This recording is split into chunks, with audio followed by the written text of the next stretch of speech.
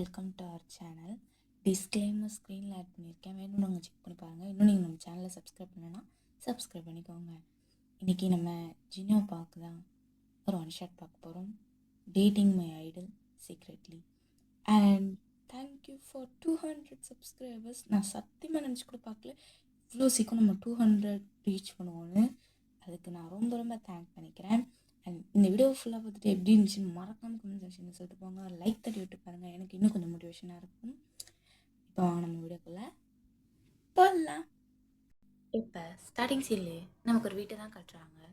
அந்த வீட்டு முன்னாடி பந்தல் போட்டிருக்கு, பரபரப்பாக எல்லாரும் ஓடிக்கிட்டு இருக்காங்க. இப்போ அந்த இடத்துக்குள்ளே அப்படியே அந்த வீட்டுக்குள்ளே நம்ம போனால் அங்கே உள்ள ஜின் நின்றுட்டு அதை செய்யுங்க இதை செய்யுங்க அப்படின்னு சொல்லிக்கிட்டு இருக்காரு. அவங்களும் ஜின் சொல்கிற மாதிரி செஞ்சிட்ருக்காங்க. அப்போ ஜின்னுக்கிட்ட ஒரு அம்மா வந்து, ஏய் என்னடா பண்ணிகிட்ருக்க அப்படின்னு கேட்குது. பார்த்தா தெரில, வேலை பண்ணிகிட்ருக்கேன் அப்படின்ட்டு அவர் அந்த வேலையை தான் செஞ்சிட்ருக்காரு.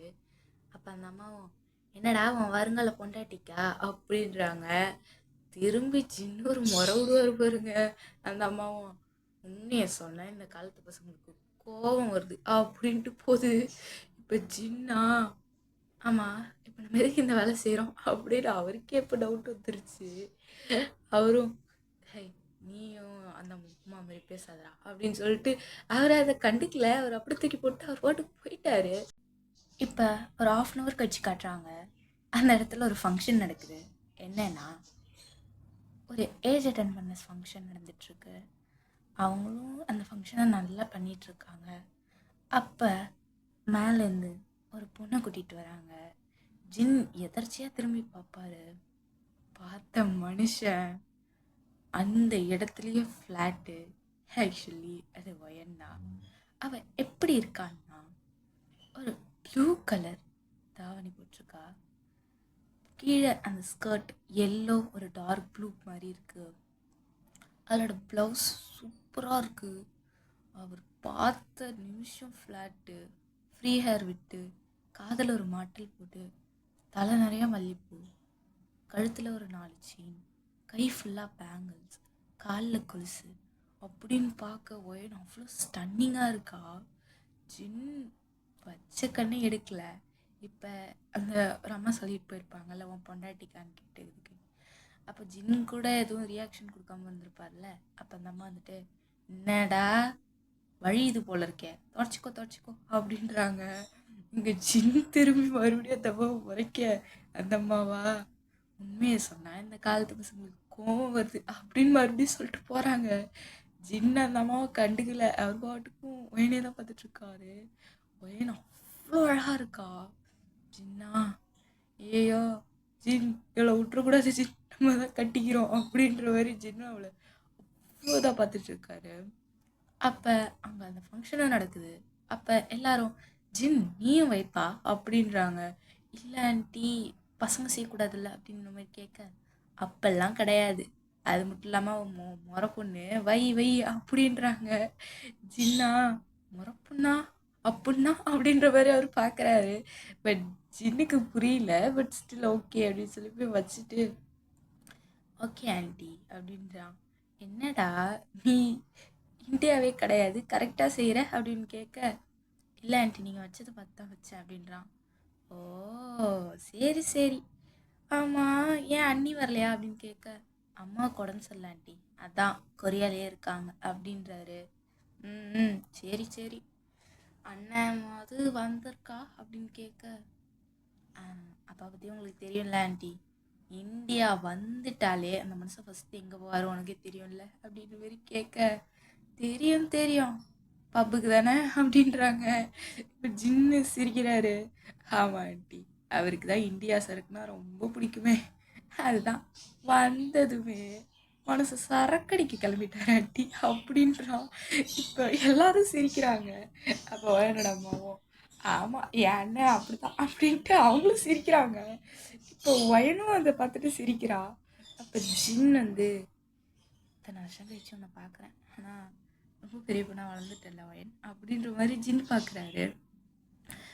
ஆக்சுவலி ஜின் வந்து கொரியா தான், அவங்க அம்மா வந்து ஒரு கொரியன், அப்பா வந்து இந்தியன். ஓகேவா, அதாவது ஜின்னோட அப்பா வந்து ஒரு பையனோட அம்மாவுக்கு அண்ணன் வர ஓகேவா.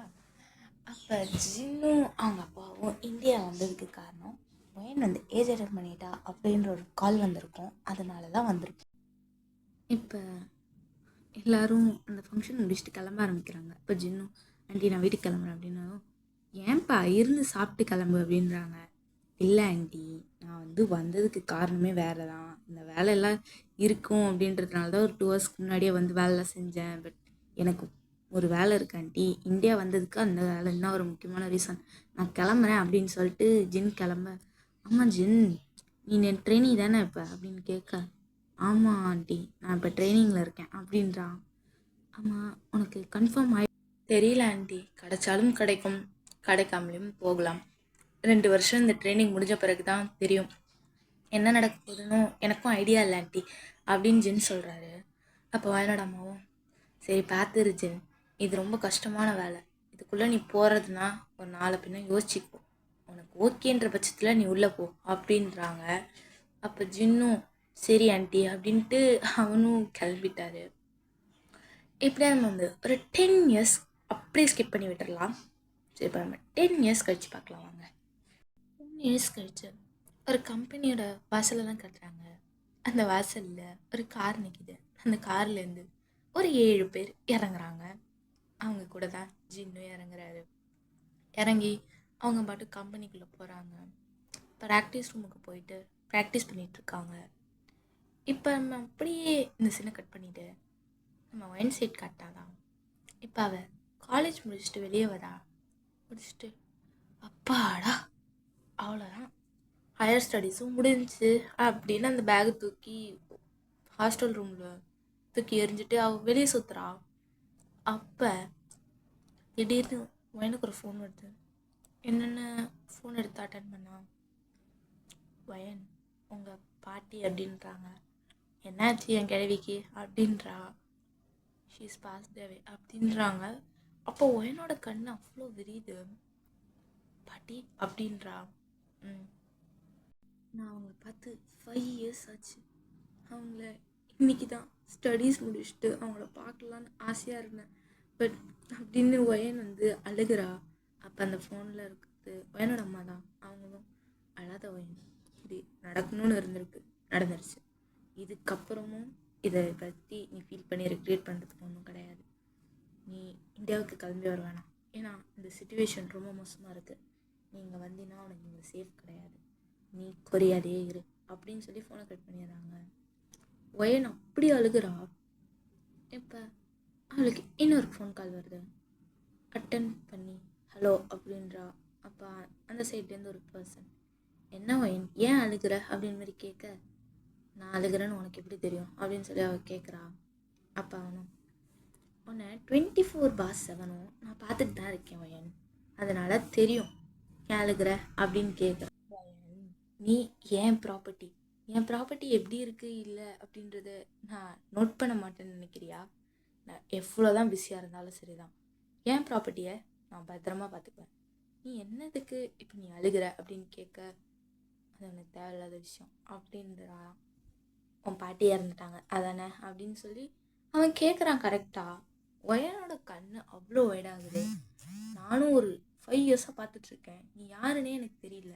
பட் நீ எப்போவுமே என்ன இதே மாதிரி தான் கரெக்டாக நான் என்ன பண்ணுறேன்றதை நோட் பண்ணி ஃபோன் பண்ணிடுறேன். என்ன தான் நீ பண்ணிகிட்ருக்க, முதல்ல நீ யார், எனக்கு நீ யாருன்னே தெரியாது அப்படின்னு சொல்லி வயன் கத்துறா. நீ யாருன்னு எனக்கு தெரியும் வயன், நான் யாருன்னு உனக்கு தெரியாமல் இருக்கலாம், பட் ஞாபகம் இருக்க வேண்டிய உங்களுக்கு ஞாபகம் இருந்தால் போதும் அப்படின்னு சொல்லி அவரும் சொல்கிறாரு. இப்போ அந்த ஃபோன் கட் ஆகுது. வயனும் சரி அப்படின்னு சொல்லிட்டு அவள் அம்மாவுக்கு ஃபோன் பண்ணி என்ன நடந்துச்சு அப்படின்னு சொல்லி கேட்டுட்ருக்கா. அவங்க அம்மாவும் நடந்ததெல்லாம் சொல்லிட்டு நீ வராத, இந்த இடம் சேஃப் கிடையாது இப்போதைக்கு, உனக்கு வரவே வராத அப்படின்னு சொல்லிடுறாங்க. வயனும் சரி நான் கொரியாலே இருக்கேன்றாங்க. அப்போ வந்து வயன் அப்படின்னு சொல்லி அம்மா இன்னொன்று சொல்கிறாங்க, உன்னை பார்க்க என் அண்ணன் பையன் உன்னை பார்க்கணுன்னு சொல்கிறான், நான் ஒரு இடத்துல இது பண்ணியிருக்கேன், உனக்கு டேட் அரேஞ்ச் பண்ணியிருக்கேன் அப்படின்றாங்க. ஏம்மா என்ன விளாடுறியா, பாட்டி இறந்துட்டாங்கன்ற டேட் அரேஞ்ச் பண்ணியிருக்கேன் அப்படின்னு அசால்ட்டாக சொல்கிறேன் அப்படின்னு கேட்க, அந்த டேட்டை நான் தான் அரேஞ்ச் பண்ணல, அவங்க பாட்டி தான் அப்படின்னு சொல்லிட்டு அவங்க ஃபோன் வச்சிடுறாங்க. ஒயனுக்கு ஒரு லொக்கேஷன் வருது, இங்கே போ 5:30க்கு அப்படின்னு சொல்லி வருது. ஒயனும் என்னடா இவங்க பண்ணுறாங்களோ அப்படின்ற மாதிரி, ஒயனும் சரி பாட்டியோட ஆசையாக இருக்கே அப்படின்னு சொல்லிட்டு அவளும் போகிறேன் அப்படின்னு ரிப்ளை போட்டுட்டு டாக்ஸி ஏறி, இப்போ ஒயனும் அந்த இடத்துக்கு டாக்ஸி ஏறி கிளம்பிட்டா. அப்போ அவளுக்கு இன்னொரு ஃபோன் வருது, எங்கே போகிற அப்படின்னு. அவள் வந்து உனக்கு எதுக்கு, எனக்கு எங்கள் அம்மா ஒரு டேட் அரேஞ்ச் பண்ணியிருக்காங்க அதுக்கு போகிறேன் அப்படின்னதும், ஏய் போனினா கொன்றுவேன் அப்படின்றான் அந்த ஃபோனில் இருக்கவன். நான் போவேன்டா உனக்கு ஏன்டா அப்படின்னு சொல்லி நீங்கள் ஃபோனை கட் பண்ணி விட்டுடுறீங்க. அவனும் போ போ பார்த்துக்கிறேன் அப்படின்னு சொல்லிடுறான். மொயன் வந்து ஃபோனை கட் பண்ணிட்டு என்ன பண்ண போகிறானோ தெரியலையே அப்படின்ற மாதிரி அவள் யோசிச்சுட்டு, சரி என்ன பண்ணாலும் ஃபேஸ் பண்ணிக்கலாம் அப்படின்னு அவள் நினச்சிக்கிட்டா. இப்போ அவள் அந்த இடத்துக்கும் போய் ரீச் ஆகிட்டா. கரெக்டாக 5:45 ஆயிடுச்சு. 15 மினிட்ஸ் அவள் லேட்டு. அவளும் அந்த ரெஸ்டாரண்ட்குள்ளே போகும்போது ஒருத்தவங்க மாஸ்க்கு போட்டு உட்காந்துருக்காங்க. மாஸ்க்கு கேப்பு அப்படின்னு போட்டிருக்காங்க. இங்கே சுற்றி ஒருத்தர் இல்லை. ஒயன் வந்து உள்ளே போக ட்ரை பண்ணவும், மேம் இது ப்ரைவேட்டில் புக் ஆகிருக்கு, உங்களால் உள்ளே போக முடியாது அப்படின்னு சொல்கிறாங்க. இல்லை சார், இன்றைக்கி எனக்கு ஒரு டேட்டு அதுக்காக அப்படின்ற மாதிரி சொல்ல, உங்கள் பேர் என்ன அப்படின்ற மாதிரி கேட்குறாங்க. ஒயன் அப்படின்னவும், உங்களோட சரல் நேமோட சொல்லுங்கள் அப்படின்னதும் அவளும் வந்து அவளோட சரல் நேமோட சொல்கிறா. மேம் சாரி அப்படின்னு சொல்லி இப்போ அந்த வாட்ச்மேன் தலையை குனிறான். என்ன அப்படின்றது ஒயனுக்கு புரியல. அப்போ அவனும், மேம் உங்களுக்காக தான் சார் வெயிட் பண்ணிகிட்ருக்காரு, அதுக்கு தான் மேம் அவர் உங்களுக்கு தான் புக் பண்ணியிருக்காரு அப்படின்னு சொல்லி உங்களை உள்ளே விட்டாங்க. ஒயனுக்கு ஒன்றுமே புரியல, என்ன சொல்கிறாரு இவர் அப்படின்ற மாதிரி பார்த்துட்டு அவளும் சரின்னு உள்ளே போகிறா. இப்போ ஒயனுக்கு ஒரு ஃபோன் வருது. அவளும் அட்டன் பண்ணி திரும்பி நின்று பேசுகிறா. அப்போ வந்து அந்த ஃபோனில் அந்த பையன்தான், ஏய் டேட்டிங் வரைக்கும் போயிட்டல நீனு அப்படின்றான். ஏய் ஆமாண்டா போவேன், உனக்கு என்ன, நான் அவனையே கூட கல்யாணம் பண்ணிப்பேன், உனக்கு என்னடா அப்படின்ற மாதிரி கேட்க, அவனுக்கு நீ கல்யாணம் பண்ணுறது அக்செப்ட் பண்ணிடுவியா அப்படின்னு சொல்லி அவன் கேட்குறான். கண்டிப்பாக பண்ணுவேன், என்ன பண்ணுவேன் அப்படின்னு சொல்லி ஒயன் வந்து ஒரு மாதிரி வெறுப்பாக அவன்கிட்ட பேசிகிட்டு இருக்கா. அப்போ அவனும், நீ பண்ண முடியாது ஒயன் அப்படின்னு சொல்கிறான். நான் பண்ணிட்டேன்னா நீ என்னடா பண்ணுற அப்படின்ற மாதிரி ஒயன் கேட்கவும், உன்னால் பண்ண முடியாது, அது எனக்கு நல்லா தெரியும் அப்படின்னு சொல்கிறான். நீ டேட் பண்ண போன ஆள் எப்படி ஒயன் அப்படின்னு சொல்கிறான்.